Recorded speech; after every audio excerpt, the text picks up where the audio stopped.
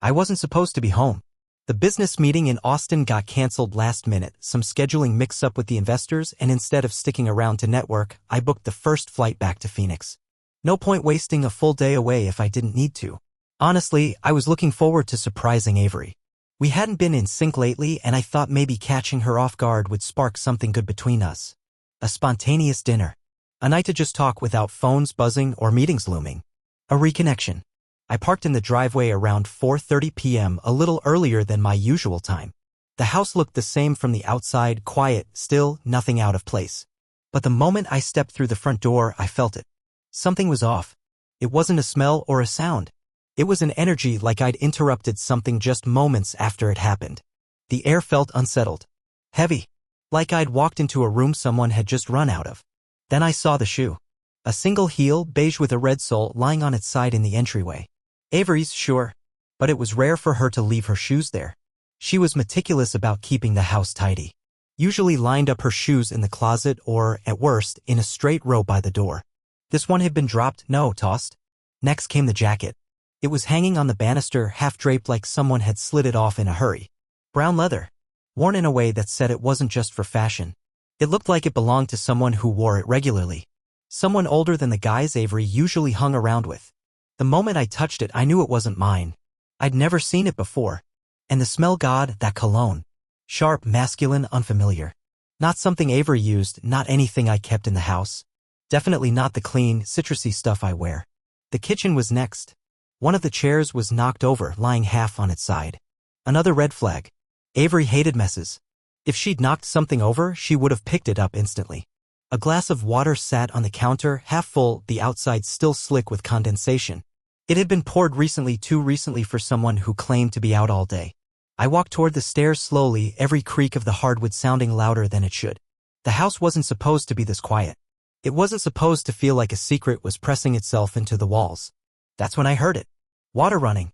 The shower. I froze halfway up the stairs. The bathroom door was closed and I could see a thin line of steam escaping through the gap at the bottom. My heart thudded in my chest. Not because I had any concrete proof of anything yet, but because every fiber in my body told me I wasn't alone. That there had been someone else in this house with my wife. Maybe still was. The water shut off after a few minutes and I heard the faint sound of the glass shower door opening. Then the rustle of a towel, the soft thud of feet against the tile. My legs felt cemented to the stairs, my breath shallow. Part of me wanted to run, burst into the bathroom, demand answers, confront whoever might be inside. But another part of me, the more rational part, told me to wait. To watch. To gather what I could before throwing accusations into the air. Avery emerged from the hallway wearing a white robe, her hair damp, face flushed pink from the heat of the shower. She looked startled just for a moment when she saw me standing there. Her mouth parted slightly like she was about to ask something, but then she smiled. A little too quickly. Landon, she said, adjusting the robe tighter across her chest. What are you doing home? I kept my eyes steady on her. Meeting got canceled. She descended the stairs with the kind of practiced grace I'd seen her use in front of clients, investors, even her social media following when she recorded skincare tutorials. Composed. Pleasant. Controlled. Oh. Well, that's a surprise. She glanced toward the banister where the jacket still hung. Her eyes lingered just a second too long. Whose jacket? I asked. She blinked. What? I motioned toward it. That one. Her expression faltered just a touch. Oh. Right? That's Jamie's boyfriend's. You know Jamie, she's the one I go to the spa with sometimes. I forgot my own jacket today, so he lent me his. I guess I brought it in and forgot to hang it properly. Jamie. I barely remembered meeting her once. Maybe twice. But I nodded, not trusting myself to respond yet. I thought you were working all day, I said, following her into the kitchen. She flipped the chair upright with a casual shrug. We finished early. Jamie booked us a last-minute spa treatment, so we went. Kind of a spontaneous thing. She poured herself a glass of water from the fridge and leaned against the counter. You look tired. Want coffee? No, I said, glancing toward the bathroom upstairs. Thanks. The smell of the cologne was still drifting faintly from the hallway. It clashed with the lavender essential oil Avery usually diffused in the bathroom. And even beneath her robe I could see she was wearing makeup. Not full glam, but more than her usual spa day minimalism. I stepped closer to her, just slightly. You smell different. She paused for half a second before smiling. Must be the oils they used at the spa. I think there was sandalwood and maybe bergamot? Kind of earthy. Earthy wasn't the word I'd use. The scent was musky, sharp, and definitely male. I nodded slowly and let the moment hang. So, she said brightly, what's for dinner? That's when I knew she was deflecting. She always changed the subject when she was nervous. Not scared, nervous.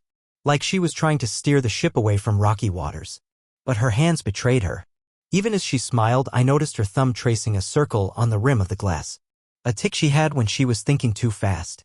When she was trying to remember what lies she'd already told.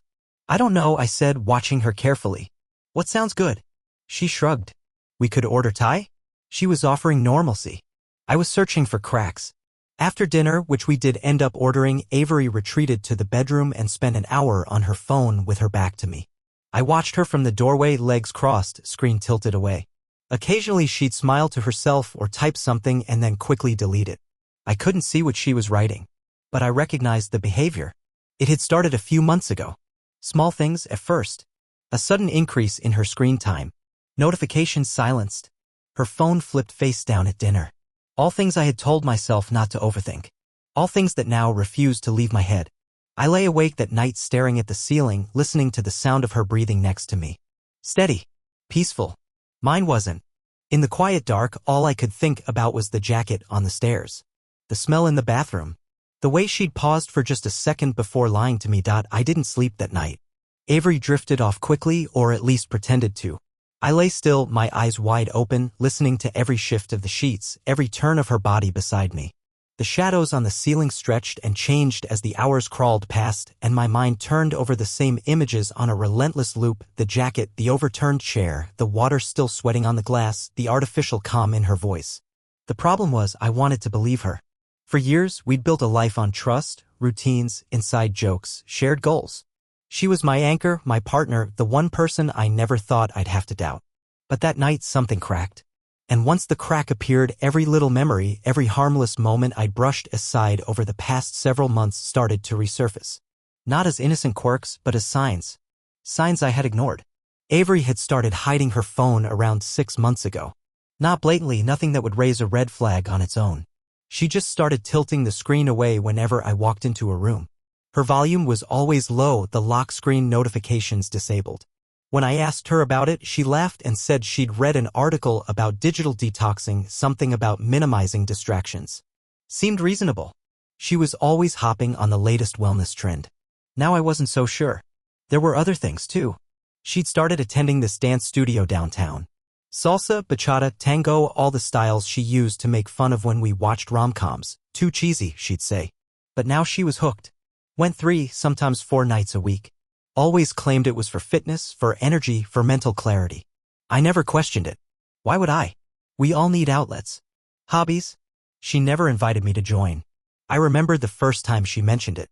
We were having dinner, salmon, I think, with asparagus. She'd come home glowing.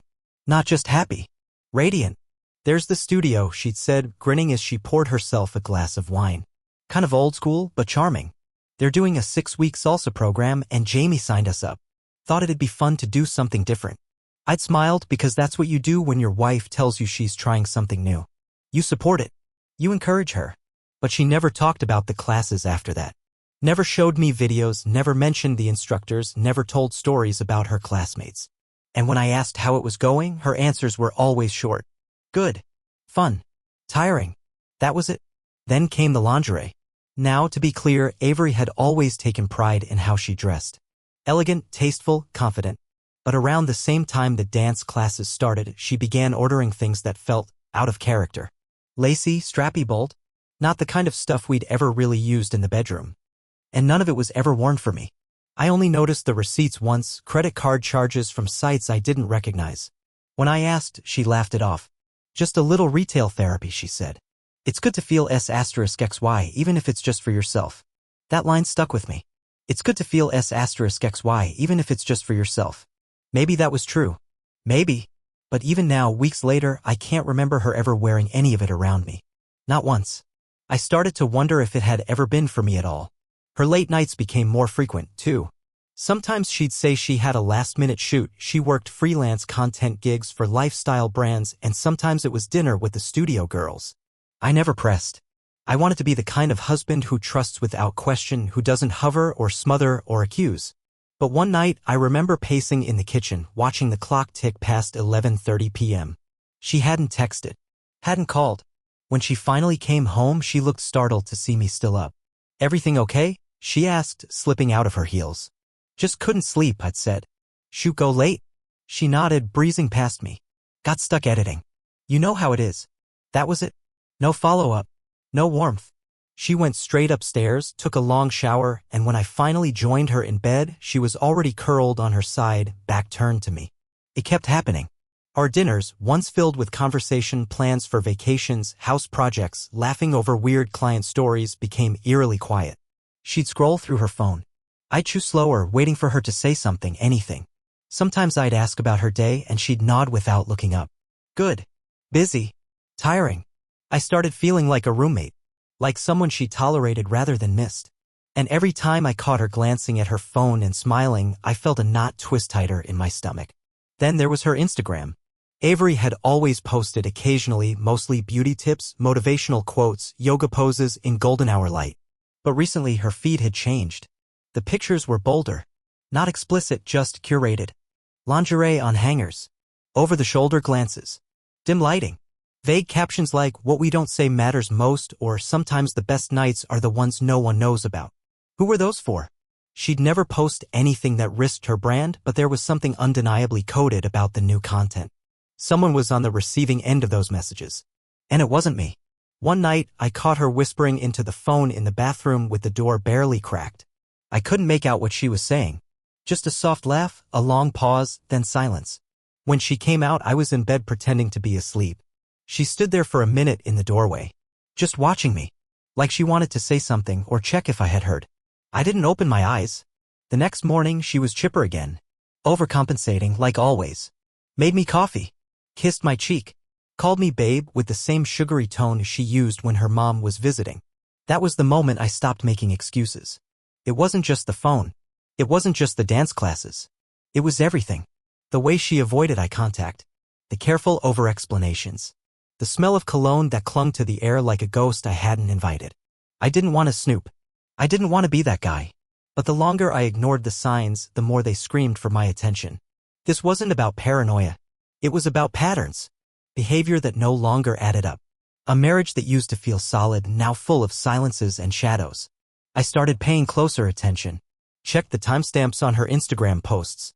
Noticed how they aligned with the nights she claimed to be working late.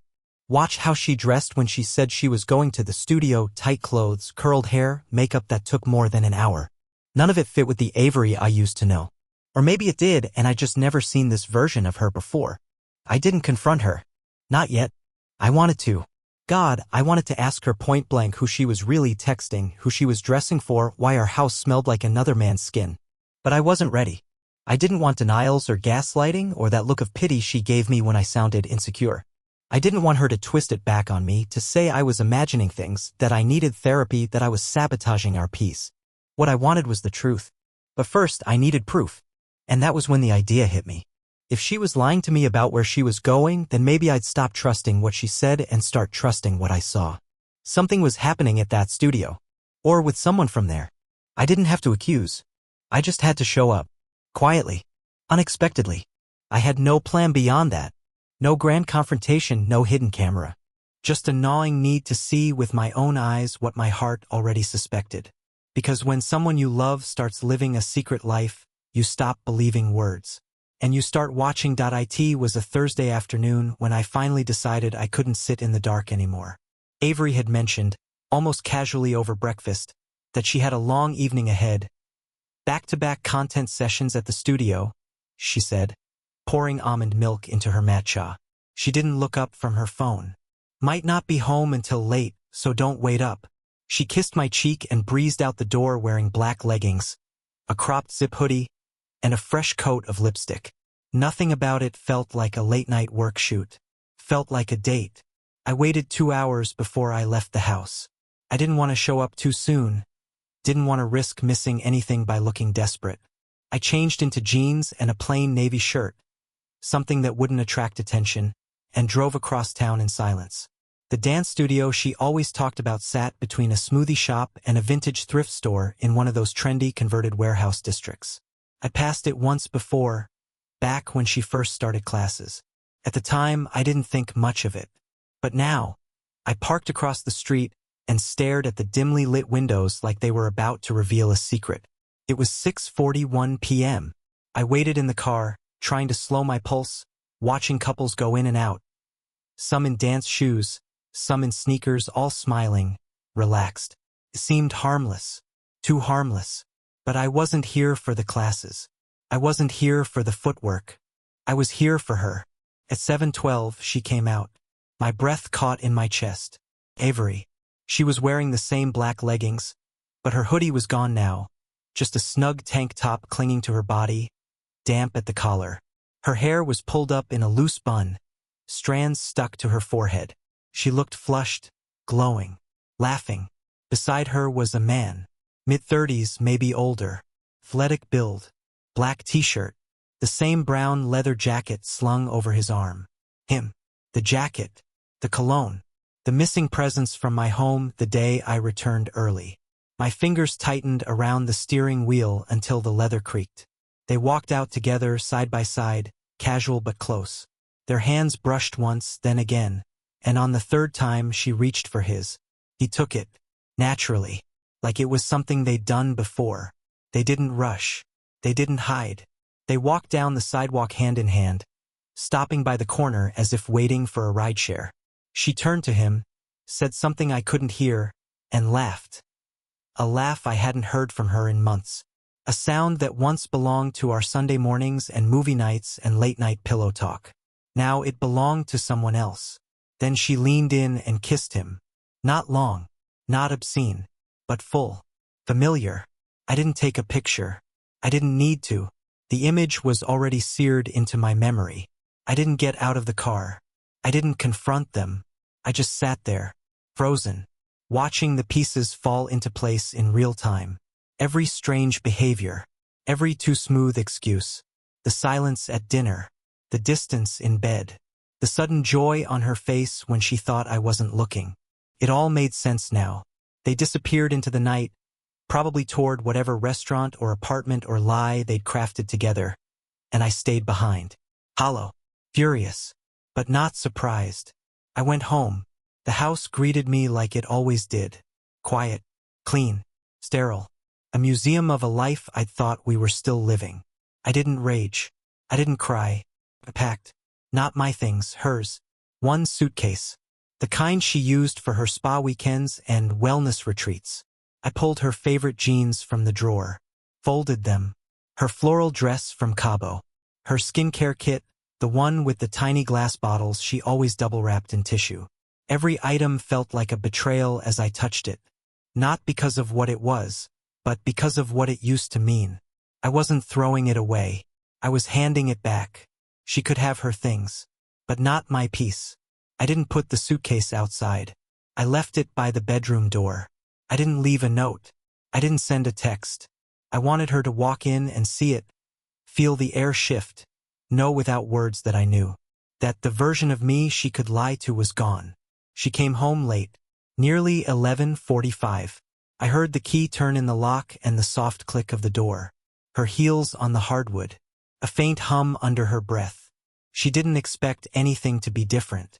Then she saw the suitcase. She stopped. "Landon?" she called out, her voice suddenly sharp. "Are you up?" I stepped out from the kitchen. I'd been waiting in the dark, drinking cold coffee and going over the conversation 1,000 different ways in my head. I didn't feel prepared. I just felt empty. Her eyes darted to the suitcase, then to me. "What's going on?" she asked, her tone flat. "You tell me," I said. My voice didn't even sound like mine. She stared at me, arms crossed, as if bracing for impact. "I packed some of your stuff," I said. "Figured it'd save time." She blinked. "Time for what? You're not really going to pretend, are you?" She hesitated, just for a second. Then, pretend what? I laughed, but it came out dry. "That you weren't just out with him. That I didn't see you. That you haven't been lying to my face for months." Her mouth opened slightly. Not to apologize. Not even to defend. but to rehearse the next line of the script she'd probably been writing in her head for weeks. Landon, hey. Don't, I said. Just, don't. There was silence. Deep, suffocating silence. She stepped closer, arms still folded tightly. It wasn't what it looked like. Then what was it? Her lips pressed into a thin line. I needed something. I needed to feel like I mattered again. You mattered, I said. You were my wife. She looked away. And he's what? I asked. A dance partner? A rebound? A project? I didn't plan for it to happen. You never do, I said. That's the problem. You don't plan. You just decide what you want in the moment and you act like the consequences are optional. She looked at me then. Really looked. And for the first time in months, I saw something honest in her eyes. I felt invisible, she said quietly. The words hit harder than I expected. I felt like you were always somewhere else, she continued. Your business. Your clients. Your routines. You were here, but not here. I swallowed the anger rising in my throat. So you found someone who made you feel seen, I said. She nodded. Just once. And that gives you permission to tear everything down behind my back? No, she said. But it made it easier. That was the first true thing she'd said all night. We stood in silence for a long time after that. She didn't cry. Neither did I. We weren't that kind of couple anymore. I'm not kicking you out tonight, I finally said. But I think you should take the weekend. Go wherever you need to go. Think about what happens next. She nodded slowly. I didn't hug her. I didn't touch her. She picked up the suitcase, rolled it to the door, and paused. I never stopped loving you, she said. I did, I replied. And with that she left. I stood there for a long time afterward, staring at the empty space where she'd stood. The smell of her perfume still lingered in the air, a faint, ghostly reminder of a life that didn't exist anymore. The truth was out. And there was no going back. The next morning felt like waking up in someone else's life. The bed was cold on her side. The silence in the house felt heavier, but not painful, just different. Clean. Like the air had finally cleared after months of humidity. Avery was gone. She'd left quietly without another word, just as I'd asked. I didn't know where she went, and for the first time in a long time, I didn't feel compelled to find out. I poured myself a cup of black coffee, no cream, no sugar, and sat at the kitchen table, staring at the steam rising from the mug. For a few minutes, I allowed myself to feel everything: anger, sadness, betrayal, but then I let it settle. That morning wasn't about emotion. It was about action. The business was mine. It always had been. Before Avery. Before the marriage. Before the upgrades and rebranding and the growth into something real. I built it from the ground up: early mornings, long nights, weekends blurred into Mondays. It was my work, my vision, my sweat. And when we got married, I'd listened to a friend's advice and signed a prenuptial agreement. Avery had rolled her eyes at the time. Do you really think I'm marrying you for your GPS startup? She'd said, laughing over wine. It's not personal, I told her. It's protection for both of us. She signed it without much protest, more amused than offended. I stored the signed copy in a fireproof box in my office, buried under property deeds and LLC paperwork. And for the next few years, I almost forgot about it. Until now. I opened the safe that morning and pulled out the thick envelope. The prenup was still there, signed, dated, notarized. I read through it slowly, carefully. Section 8, line 14, in the event of separation, all equity, intellectual property, and existing revenue streams tied to Landon Mercer's business operations shall remain the sole property of the original founder. Simple. Clear. Ironclad. Avery never cared about the paperwork. She was a creative, a free spirit. Numbers bored her. She left all the financial details to me. I always thought that was trust. Now I saw it as oversight. By noon, I'd already called my attorney, a no-nonsense woman named Rachel who had handled my patent filings years earlier. She picked up on the second ring. Landon, she said. Been a while. What's going on? I need to initiate a separation, I told her. I have the prenup. I need to make sure everything holds. There was a pause. Is Avery contesting? Not yet, I said. But she will. Especially once she realizes what she doesn't get. Rachel whistled softly. All right, let's start the paperwork. Over the next several days, I gathered everything: bank statements, property documents, business records. But as I sifted through our shared finances, something odd began to emerge. Transfers. Small, consistent withdrawals from our joint account into a newly opened checking account in her name only. Not much: $500 here, $700 there. But it added up. Then I noticed missing items from the house. A vintage watch my grandfather left me. A pair of diamond earrings I'd gifted her during our first anniversary, family heirlooms not easily replaced. At first I assumed she took them when she left, but then I found out she'd been pawning some of them. I called my accountant, Derek, and asked him to audit the last 4 months of household activity. He called me back 2 days later. "You're not going to like this," he said bluntly. "Tell me anyway." "She's been moving money quietly, nothing illegal, but it's definitely strategic. Looks like she started planning this before you even knew something was wrong. You said she moved out last weekend, right?" "Yeah. She's already closed 1 credit card, rerouted another to a new address, and made 3 cash withdrawals totaling almost $9,000 from a secondary account. This wasn't spontaneous." I felt my jaw tighten. "Is there more?" "There's one more thing. She's paying rent on a downtown apartment. The lease started last month, and it's in both her name and a man's name, same guy from that social media post you flagged. The one with the jacket." Bingo. It all clicked into place. She hadn't just drifted. She had prepared. She had laid the groundwork for this affair, for her exit, for her independence. Except it wasn't independence, not really. The guy, from what Derek could find, didn't have a job. No income. His LinkedIn was a ghost town, his resume more gaps than substance. He was living off her. My wife left me for someone she had to financially support. That night, I sat alone in the living room, staring at our wedding photo on the mantel. We looked young. Hopeful. She was smiling at the camera like she had the world in her hands. I remembered that moment clearly. What I didn't remember was how her smile had faded inch by inch over the last year. How our conversations became about logistics, not feelings. How I became a fixture in the house instead of a partner. But none of that excused what she did. The next morning, I forwarded everything to Rachel, Derek's reports, the ***, the receipts. She didn't reply with sympathy. She replied with a plan. "Keep your distance," she wrote. "Let her try to talk first. Don't engage emotionally.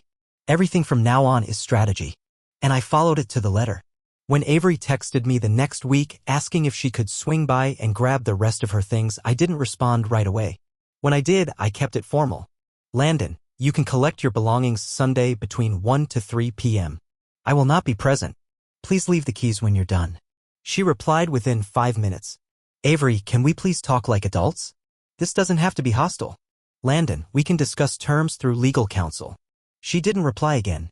I wasn't being cold for the sake of revenge. I was protecting myself. The more distance I put between us, the clearer I saw things. She'd already made her choice. I was simply responding to it with clarity she hadn't expected. The final piece came when I spoke to the bank. "Mr. Mercer," the rep said, "your wife recently attempted to access funds from a business account registered under Mercer Navigation Systems. She was denied access per the account's ownership status, but I thought you should be made aware." "She tried to move company funds?" "Yes, sir. Unsuccessfully. She'd forgotten or ignored the prenup. She'd overestimated her leverage. By the end of the second week, I had locked down every vulnerable asset, frozen shared cards, rerouted all utilities, and moved back into the master bedroom. I also had the locks changed. This was no longer her house. It was mine. I wasn't angry. Not anymore. I was awake, focused, clear-headed. For the first time in months, I felt like myself again. Avery tried to play calm during the first mediation meeting. She walked in wearing a tailored navy pantsuit, subtle makeup, and that performative, composed smile I'd seen her wear at networking events, polished but emotionally detached. The kind of smile you reserve for strangers or interviews. Not for the man you spent 5 years building a life with. Not for the person you once told everything to. We sat across from each other in a glass conference room downtown, neutral territory, flanked by our lawyers. Rachel sat beside me, organized and stone-faced, flipping through her meticulously tabbed binder. Avery's attorney, a younger guy named Caleb, was overly confident. He kept smiling like he knew something we didn't. I guessed he was the kind of guy who'd tell you everything was winnable even when the deck was stacked. "Let's begin," Caleb said, adjusting his tie. "Our goal is to resolve this amicably. Avery is prepared to make reasonable concessions in exchange for a fair division of assets and continued access to the home." Rachel didn't blink. "We have evidence that Avery has already vacated the property and established residency elsewhere. That includes documentation of her new lease, joint tenancy with her romantic partner, and confirmed financial transfers using joint marital funds. We don't believe continued access to the property is a valid request." I didn't speak. I just watched Avery, waiting for any flicker of surprise or embarrassment. But she remained composed, her hands folded neatly on the table. Caleb cleared his throat. The funds in question could be interpreted as standard marital spending. We'd argue that Avery contributed significantly to the household and is entitled to discretionary use. Rachel slid a folder across the table. You'll find a timeline of transfers totaling just over $18,000. Many of those occurred in the 30-day period after Mr. Mercer discovered the infidelity prior to any formal separation. The transfers coincided with cash withdrawals, personal purchases unrelated to joint obligations, and direct support of a third-party adult who was not employed. Caleb blinked. Avery's jaw tightened, but she said nothing. Rachel continued, in addition to financial documentation, we've included evidence of property removal, including jewelry, electronics, and personal items sold or relocated without the knowledge or consent of our client. You're painting this as theft, Avery said, her voice low. It wasn't. Those were gifts. Then why pawn them? Rachel asked, her tone steady. And why remove them in secret while Mr. Mercer was traveling for business? Avery glanced at me. It was the first real eye contact we'd had in weeks. For a moment, I saw something flicker across her face, not remorse exactly. Something closer to realization. Like she was finally recognizing the version of me sitting across from her wasn't the man she used to manage. Or manipulate. I didn't want to fight, she said. You started one, I replied, finally speaking. A long silence followed. We're willing to let her keep the house, Rachel said, shifting the conversation. It's a liability more than an asset given the market. She may retain the property and the vehicle. Mr. Mercer maintains full ownership of the company and any associated patents, trademarks, and revenue streams. All language is backed by the prenup, which remains valid and enforceable. Caleb opened his mouth to object, but Rachel beat him to it. The prenup is properly filed, witnessed, and notarized. Any claim of coercion would be false. Avery signed it willingly. I watched her closely. She didn't deny it. She didn't say a word. That was the moment the shift became real. When it stopped being emotional and became logistical. I'd already mourned the marriage, the connection, the idea of us. Now I was dismantling the machinery. The mediation ended in under 90 minutes. Caleb asked for time to review the documents and Avery didn't push back. No dramatics. No protests. Just that same still expression. Like someone sitting at the edge of a cliff wondering how far down the drop actually goes. Later that evening, she sent me a message. Avery, I didn't expect you to be so cold. You always said we could talk through anything. I stared at the screen for a long time before responding. Landon, you stopped talking first. She never replied. The official division moved faster than expected. She agreed to the house. The car. A modest spousal support offer from my lawyer's team to expedite things, though Rachel made clear we were under no legal obligation to give it. She signed. She didn't contest the company. Didn't fight for a stake. I think she forgot about the prenup entirely. Or maybe she'd assumed I'd forget. Maybe she believed the version of me she left, the one who brought her coffee every morning and overlooked the phone tilting, the late nights, the mystery studio, would just roll over. That man was gone. In his place was someone she didn't recognize. A few weeks later, we crossed paths again at a dinner party for a mutual acquaintance, one of those stiff networking things where everyone wore smiles that didn't reach their eyes. I hadn't planned on seeing her there. She walked in late, wearing a plain black dress, heels she would have once called too conservative, and no jewelry aside from a slim bracelet I didn't recognize. She looked smaller. Not physically, just somehow deflated. Like someone who had stepped out of the spotlight and wasn't sure how to step back in. I was already at a table, seated with people from the tech and marine navigation world, people who asked about growth metrics and product releases, not personal drama. I was midway through a conversation about licensing deals when I felt her presence nearby. Hi, she said. I looked up. She offered a soft smile. Not the curated kind. Hey. She hesitated. Do you have a minute? I glanced at the table, then back at her. Sure. We stepped aside near the bar. She avoided eye contact at first, fingers nervously brushing the hem of her sleeve. I heard about the expansion, she said. Congratulations. Thanks. You're doing well. I am. There was a pause. I've been thinking about everything, she said, voice quieter now. How it all ended. How fast it all changed. It didn't change fast, I said. You just didn't see the shift until you lost control of it. That stung. She didn't argue. I made mistakes, she said finally. I know that. I didn't handle any of it right. I guess. I just wanted you to know I never stopped appreciating what we had. What we had doesn't exist anymore. She nodded, swallowing. I figured you'd moved on. I didn't confirm or deny it. It wasn't her business anymore. Then, almost out of nowhere, she said it. Would you ever consider something different? An open arrangement? I've read about couples who stay connected just in a new form. No pressure. Just curiosity. I stared at her, stunned into silence for a second. Avery, I said slowly, you cheated. You lied. You left. And now you want to rewrite the terms like this is a tech pivot. She looked away. I'm with someone now, I said. Someone who values honesty. Someone who doesn't speak in riddles or barter with commitment. That landed. I didn't need to name names. She understood. She took a breath, nodded again, and tried to smile, but it didn't quite hold. Well, she said softly, then I hope you're happy. I am. She lingered for a second longer, then walked away, disappearing into the crowd of overpolished strangers and overpoured drinks. That was the last time we spoke. And I didn't look back.